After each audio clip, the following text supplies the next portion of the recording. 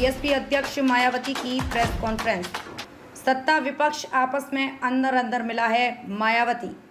सत्ता विपक्ष ने संविधान में बहुत संशोधन किए। मायावती।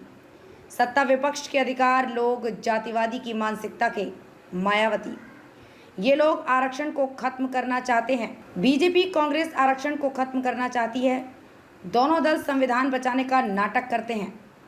यूपी में सरकार ने प्रमोशन में आरक्षण खत्म किया था। ये लोग जातीय आधार पर जनगणना नहीं चाहते। ये जातीय जनगणना की बात करते हैं लेकिन गंभीर नहीं है। ये लोग पूंजीवादी संविधान बनाना चाहते हैं। माध्यम से अपनी पार्टी द्वारा पूरे देशवासियों को व खासकर कमजोर वर्गों के लोगों को ये अवगत कराना चाहती हूँ कि इसमें कोई संदेह नहीं है कि केंद्र में सत्ता व विपक्ष द्वारा अब संसद के अंदर व बाहर भी संविधान की कॉपी दिखाने की होड़ में ये लोग सभी एक ही थैली के चट्टे बट्टे लग रहे हैं तथा इनकी सोच भी लगभग एक जैसी ही लग रही है और इन दोनों ने अंदर अंदर मिलकर अब इस संविधान को काफी हद तक जातिवादी, सांप्रदायिक एवं पूंजीवादी संविधान बना दिया है।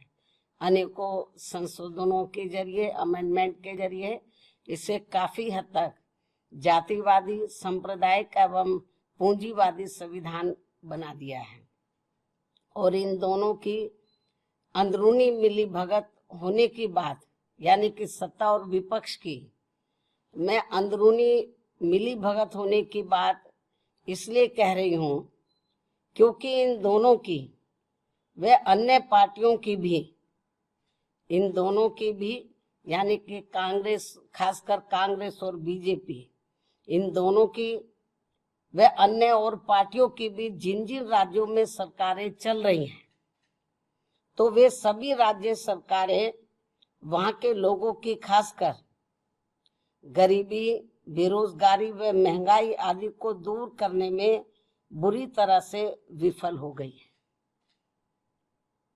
और अब उन पर से जनता का ध्यान बांटने के लिए इन दोनों की अर्थात सत्ता व विपक्ष की अंदरूनी मिलीभगत से ही जबरदस्ती संविधान बचाने का नाटक किया जा रहा है, जिससे देश की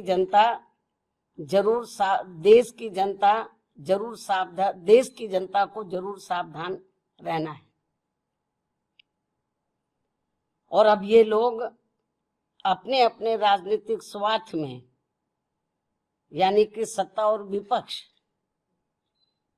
के ये लोग अपने अपने राजनीतिक स्वार्थ के लिए यहाँ इस भारतीय संविधान के साथ, ये भारतीय संविधान है तो यहाँ इस भारतीय संविधान के साथ जो खिलवाड़ कर रहे हैं ये कतई भी उचित नहीं है।